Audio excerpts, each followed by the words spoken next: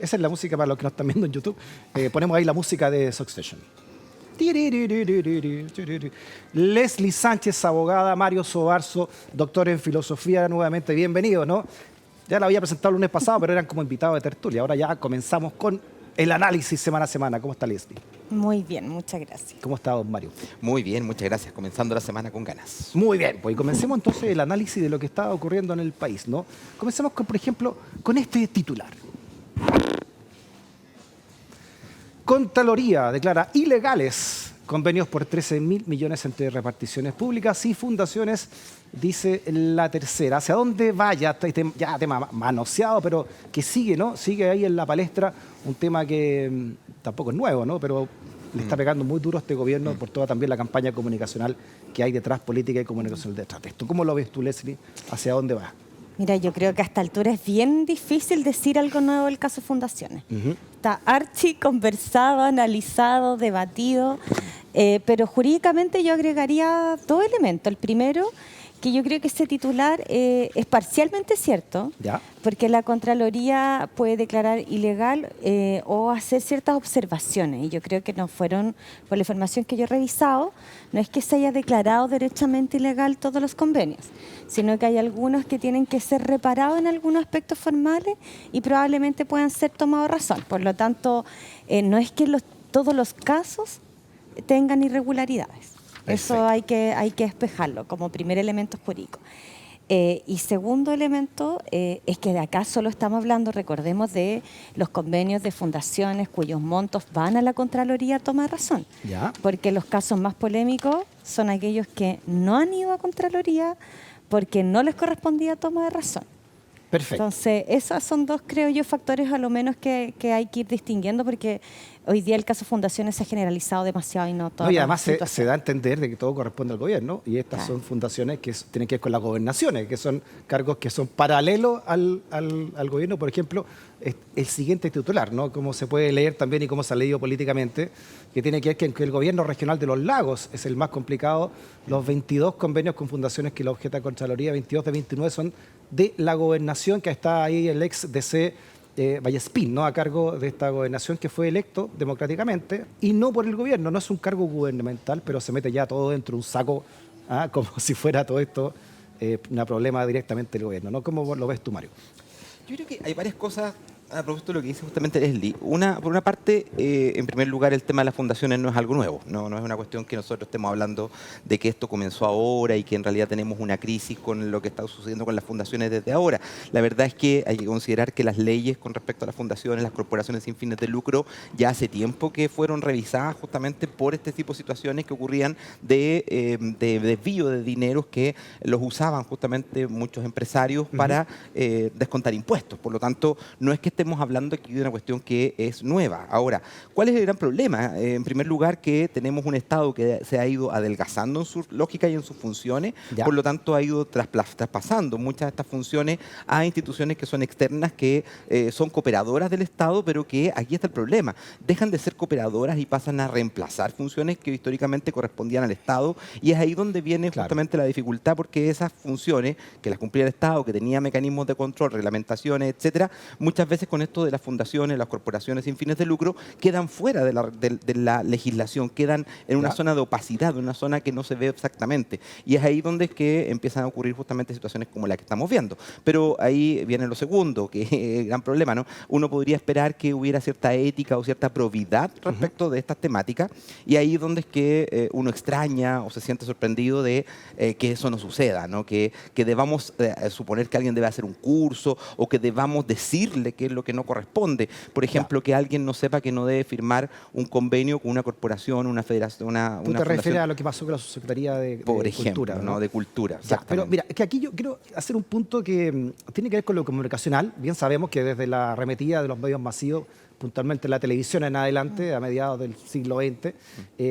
la política se desarrolla en los medios de comunicación. No se desarrolla en los parlamentos. Llega ya el queque cortado a los parlamentos, pero es en los medios de comunicación donde se desarrolla esto. Y aquí estamos viendo el caso de Patricio Vallespín, ¿no? Que es 22, de 29, como decíamos recién. Él es un gobernador, no tiene nada que ver con el gobierno. es un gobernador elegido democráticamente. Toda esta polémica que suscita y lo que ocurre en Biobío también tiene que ver con un gobernador, no con nadie una del gobierno. Pero la comunicación política hace entender que fuera todo una problemática de un solo gobierno, ¿no? ¿Ha actuado bien el gobierno? ¿Se ha defendido bien en eso? ¿Ha dejado bien cómo le está golpeando cosas que son responsabilidad de sus miembros directamente, pero también, como estos casos, no son responsabilidad directa de ellos, Leslie?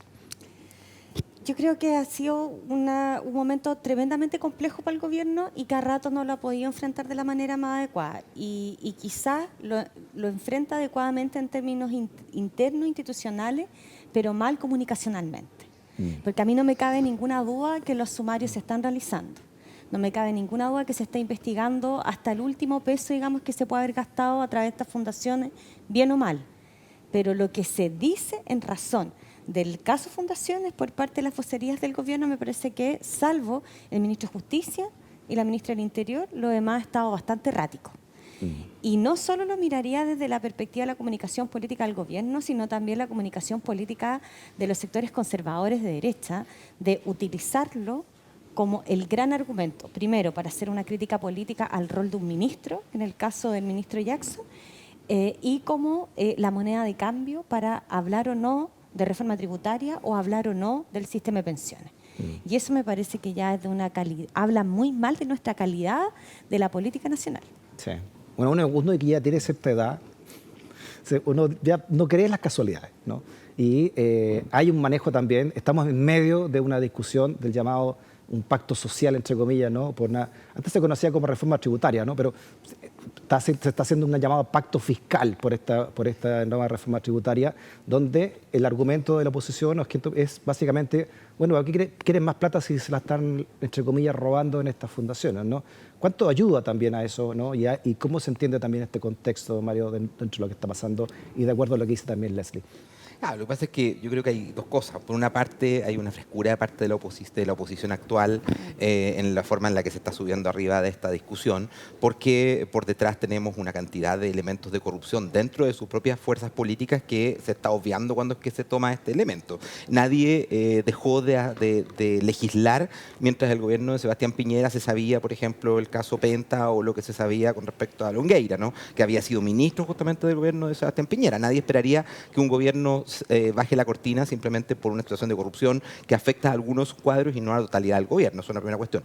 Lo segundo es que, claro, respecto a lo que dice Leslie, hay una cuestión aquí que ha habido un mal manejo comunicacional efectivamente del gobierno que le ha pasado la cuenta y que ha hecho que se empiece a cuestionar temáticas que no debieran ser cuestionables y que donde es que uno ve un poco de oportunismo de parte de la oposición en tratar de evitar cuestiones que estamos de acuerdo en que son reales y son necesarias. El tema de la reforma tributaria es una cuestión que tiene que ver con algo tan sencillo como que la propia CACEN nos demuestra que el mejoramiento de la pobreza en Chile ha tenido que ver con el aporte directo que hace el Estado mediante los impuestos, mediante justamente mecanismos tributarios que ayudan a redistribuir la riqueza. Ese es el sentido original de lo que son los impuestos, el sentido de ayudar a redistribuir la riqueza cuando hay altos niveles de concentración. Y Chile tiene uno de los peores niveles de concentración en una de las peores regiones del mundo, como es Latinoamérica. Aquí en Chile tenemos, dentro de lo que es Brasil, Colombia, Perú y Chile, son los 4 países, junto con México también, perdón, que estamos dentro de los peores distribución del ingreso. Entonces, por supuesto que necesitamos una reforma tributaria que ayude a que ese capital que está siendo capturado por una parte, que está siendo capturado por grandes empresas y además que tiene mecanismos que muchas veces exceden lo legal, como puede ser mecanismos de lobby que salen por fuera de lo que es lo institucional y que incluso algunas veces pueden llegar a vínculos familiares, ¿no? Entonces, ahí es donde nosotros decimos necesitamos justamente un nuevo pacto que nos permita acceder a otros recursos. Ahora, si esto en realidad es la solución, porque hoy día nos damos cuenta que es un gobierno muy debilitado, un gobierno que es difícil que pueda sacar adelante su agenda respecto de con la que llegó al poder, incluso están reconociendo que el CAE ya no lo van a poder sacar probablemente en este gobierno. Entonces, hay una serie de cuestiones que muestran que también hay una especie de frescura del gobierno en tratar de sacarse, ¿no?, el pillo de que no va a poder aprobar esto por culpa de que la oposición no quiere avanzar, no quiere discutir discutir, que se está negando a la discusión. Entonces, lo que en el fondo estamos viendo es que hay dos fuerzas políticas que están utilizando como excusa justamente el tema de esta relación con las fundaciones, que habrá que ver en algún momento cuál fue el nivel real de corrupción que hay, porque hoy por hoy se coloca todo como si fuera corrupción y la verdad es que muchos de esos aspectos son errores, puede haber elementos que tengan que ver con errores administrativos y no necesariamente ilegalidades o crímenes o delitos. Entonces, ahí también hay que tener ojo porque desgraciadamente en este momento en el que estamos, en la tole-tole en la que nos encontramos, por supuesto que pareciera que todo fuera corrupción y pareciera que todo el mundo fuera corrupto y no creo que ese sea el caso. Yo creo que hay que tener bastante cuidado en ese sentido con el caer en estas caricaturas respecto de lo que está sucediendo. Si los chinos arman su nuevo lingüístico de la crisis, uniendo el peligro con la oportunidad, ¿no? Como los dos signos, ¿no? ¿Cuál sería, si pensamos que el signo lingüístico chino corresponde, digamos, ¿no? Lo usamos de ejemplo al menos. ¿Cuál sería la oportunidad que tiene el gobierno en esta crisis? O sea, yo creo que tiene una oportunidad gigante y la ha desperdiciado. Yo honestamente creo que sí tiene una oportunidad enorme y la ha desperdiciado profundamente porque... ¿Por qué llegamos a esta situación? Además ya de fundaciones más, menos, Contraloría, gobierno regional, gobierno central. Hemos llegado a tener este tipo de fundaciones que se preocupan de cosas tan domésticas como enseñarle a la gente a reciclar, por dar un ejemplo, o a tener control de la biodiversidad de una plaza, de la plaza que tienes al frente de tu casa, digamos, si es que te toca tener plaza. Porque ha habido un sector histórico en Chile que ha dicho que el Estado no debiera realizar esas gestiones y que el Estado tiene que ser pequeño, cada vez más pequeño, ¿cierto? Y por lo tanto han defendido históricamente los mal llamados grupos intermedios. Sí. ¿Y qué son los grupos intermedios si no este grupo de organizaciones, como las fundaciones, que reciben dinero del Estado por ejecutar acciones que perfectamente podría hacer el Estado? Y tenemos estas chicas, digamos, que son las que nos están generando una polémica política hoy día, pero tenemos las grandes como la ISAPRE y la AFP que también están dentro de esa misma categoría de grupo intermedio, de Estado usted y ni base no lo haga, que lo hagan los particulares y que lo hagan a través de un negocio y que ojalá les funcione estupendo. Entonces, creo que aquí es donde tú tienes el ejemplo vivo, territorial, local, del día a día, donde tú le dices a la gente, se da cuenta que menos Estado y grupo intermedio y particulares haciendo labores que no le corresponden no es lo adecuado en una sociedad, pero han perdido esa oportunidad, yo creo, de plantearlo así. Esto es, en carne viva, el famoso Estado subsidiario. Aquí está. Sí, estamos entonces en dos tipos de superestructura de discusión. Una inmediata, urgente, que sería esto de este pacto fiscal, que es cuánto más impuestos tenemos o menos impuestos tenemos para cubrir realmente esas prerrogativas o esos cumplimientos de gobierno. Pero además está la otra, ¿no? La inmediata, la más importante quizás, que es la Constitución. ¿Cuánto de esto queda en una nueva Constitución pensando en lo que, entre comillas, es un Estado más fuerte o menos fuerte? Es que ahí, bueno, yo creo un poquito de Leslie, no sé si estoy por un Estado tanto más fuerte. La historia nos ha mostrado que no siempre el Estado fuerte es algo que sea algo positivo en términos sociales. Ahora, el problema está, y ahí está el tema de la relación entre los órganos intermedios y el capital, ¿no?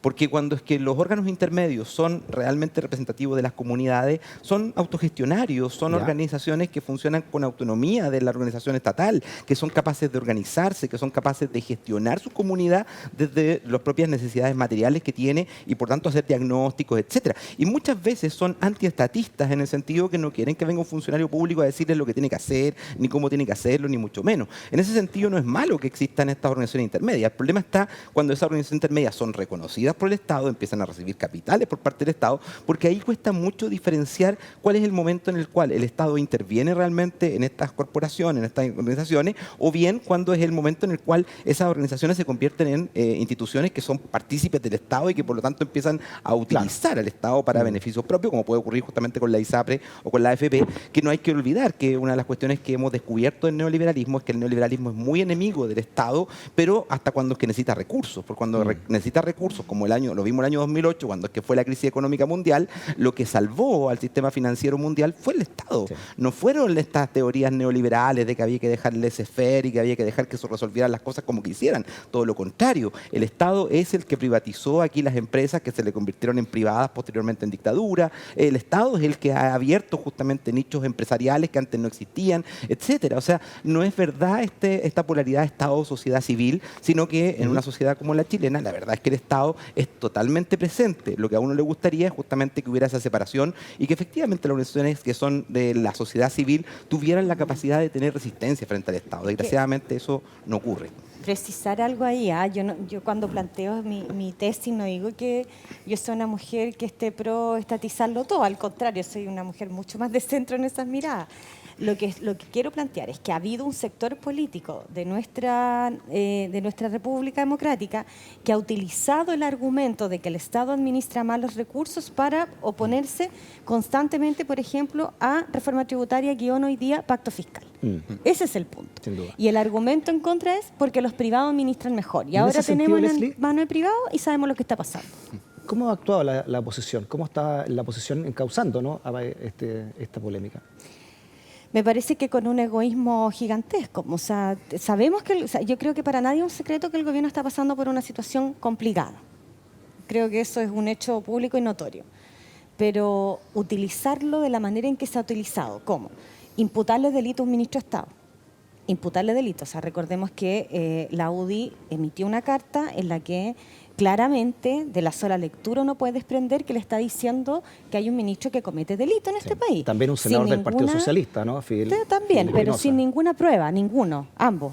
Ninguna prueba, ningún respeto al principio de inocencia, ni a los debidos procesos. O sea, el Estado de Derecho aquí no importa nada. Segundo, como te digo, que ocupan el argumento fundaciones, es decir, ven que el Estado administra mal, entonces, ¿cómo le vamos a dar más dinero al Estado a través de tributos si lo va a administrar así de mal? Y todos sabemos que los impuestos en Chile pueden tener muchas dificultades, pero que se administren mal me parece que sería claro, sí, por eso absurdo. debimos haber cerrado la Fuerza Armada después del milico Por eso, ¿no? y final, para terminar nomás, Freddy, y condicionar la renuncia del ministro de Estado. Eso me parece, imagínense, hubiese sido así con el ministro Ginspeten en Piñera 1 o con el ministro Chadwick en Piñera 2. Ahora, ¿cuánta oposición está teniendo este gobierno? Porque recién le hablaba el caso del senador Fidel Espinosa, ¿no? Pero también está el senador Castro, Juan Luis Castro, también del Partido Socialista, que llegó a decir que le da vergüenza este gobierno no y apoyar este gobierno, ¿no? ¿Cuánto golpea eso, Bueno, es que ahí hay una cosa que entre comillas, fuego amigo, ¿no? muy interesante, porque justamente hoy día podríamos decir que hay más de una oposición operando en contra del gobierno y que tiene que ver con también un gobierno que llegó rompiendo muchos huevos, ¿no? Generando muchos conflictos. Por una parte, efectivamente, uno podía entender el conflicto con la derecha, pero no olvidemos que lo que está ocurriendo hoy día, a propósito de por qué al ministro Jackson le pasan la cuenta, es también por el tipo de discurso que el ministro Jackson y Revolución Democrática en particular, como un partido, llegó instalando, que era la idea de una forma nueva de hacer política, que venía con una nueva moralización, que trató de instalar, ¿no?, un sentido de probidad nuevo, etcétera, con grados de exigencia que eran muy superiores. Recordemos que una candidata que tuvo Revolución Democrática fue bajada porque había tenido un accidente por haber consumido alcohol. O sea, son cuestiones que uno históricamente decía, bueno, esto no se había visto nunca antes, etcétera, a pesar de que la candidata no sea santa de mi devoción, pero esa cuestión de meterse como en ese tipo de cosas era muy complejo. Entonces, ¿qué ocurre? Cuando ocurre algo como este, obviamente que te van a cobrar todas las palabras que tú hayas utilizado. Por eso es tan interesante y tan peligroso que en política se utilice el moralismo, ¿no? La moralización de la política es una cuestión que nos lleva a un camino muy... Los catones de la moral. Sí, exactamente. Hay una cuestión ahí que los catones de la moral no son nunca buenos. Está muy bien que existan los catones y que hablen desde la política, que hablen de la ética, pero es justamente porque están fuera de la política, es justamente porque están tratando de mirar externamente. Pero si uno está en política, no puede querer moralizar la sociedad, porque eso es lo único que nos lleva a una concepción única del mundo. ¿Alguna palabra al cierre, ¿no?, de esta conversación sobre el Partido Republicano, las declaraciones que da para Canal 13 su presidente, Esquella, ¿no? Sí. Que dice ahí que van a presentar un proyecto, si que son mayoría, que se haga cargo del aborto en 3 causales cuando, no sé, conquisten el Congreso, ¿no?, según Arturo Esquella, presidente de este partido? Atenta contra la vida estas 3 causales, según el presidente republicano. Hago el link con la misma pregunta anterior, ¿eh? Yo creo que el fuego amigo viene existiendo desde siempre, quizá, y fue muy notorio en el gobierno de la presidenta Bachelet II. Bueno, disculpa, hay una frase de Julio César, histórica, ¿no?, cuando Julio César dice: amo la traición, pero odio a los traicioneros, ¿no? Imagínate la cantidad de años que tiene, más de 2000 años. Yo creo que ese fuego amigo tiene un origen que lo acaba de explicar muy bien acá mi compañero de panel, que sabemos que tiene que ver casi con una especie de rencor acumulado de todo lo que dijo el Frente Amplio en su oportunidad sobre los 30 años y quienes lo personificaban, pero creo que cuando tú estás a puerta de que un gobierno, o sea, de que el país pueda llegar eventualmente a ser gobernado por un partido como republicano, que crece según las encuestas de manera inexplicable, siento yo, y que su relato tiene que ver con privar de derechos humanos que hemos alcanzado con harto esfuerzo, sobre todo las mujeres, me parece que ahí los sectores de izquierda debieran ponerse esa mochilita en la espalda y entender que todo este tipo de declaraciones solo perjudican la democracia nacional y que habrán estas mismas cosas que se las podrán decir en privado y me encantaría que se las dijeran, pero en privado, pero que entiendan que el enemigo no está dentro, está afuera y para mí hoy día son partidos totalitarios de extrema derecha conservador como el Partido Republicano y me parece que allí deberíamos estar tirando los dardos y no entre nosotros porque no creo que no ganamos nada, la izquierda no ganamos nada con esto. Un minuto para cerrar, tenemos que acabar el tiempo, pero lo importante de esta semana, ¿qué hay que estar atentos esta semana, Mario, según tú? Yo creo que fundamentalmente vamos a ver cómo se ve el tema de si se apoyan, si hay avance respecto al tema tributario. Yo creo que eso es una cuestión que es central, porque si no se logra resolver esto, la verdad es que seguiremos pateando esto durante 4 años más y a eso sí que se grave. Atento entonces al llamado pacto fiscal. Antes se llamaba reforma tributaria, le pusieron pacto fiscal. Leslie, la misma pregunta, ¿a qué hay que estar atento esta semana? Agrego a eso el hecho de que hoy día se presentó un requerimiento, el domingo, perdón, ayer, a las 12, antes de las 12 de la noche, a la Corte Suprema, los consejeros de izquierda, los 17 consejeros del proceso constitucional que nadie pesca mucho, pero que sigue ahí, porque hay una interpretación, hay una duda interpretativa con los reglamentos, si se pueden crear o no más capítulos que nosotros ya hicimos comisiones pues muy de fondo, ¿eh? Y me parece que ahí es bien interesante el rol que va a tener que asumir la Corte Suprema. Muy, muy, muy de fondo, interesante. Republicanos está empujando, obviamente, ¿no? Que se abra más la cancha, entonces, para que ellos puedan alterar lo que dijo el comité de expertos de la cual tú fuiste miembro, Leslie. Muchas gracias por haber estado acá. Muchas gracias también, Mario. Buena semana para ambos que comienza ahora. Que estén muy bien. También buena semana para ustedes. Gracias por la sintonía. Fue el programa de hoy. Mañana nuevamente desde acá, desde Vía X, en tu propia vía, seguimos conversando sobre este Chile que estamos escribiendo entre todas y entre todos. Hasta mañana.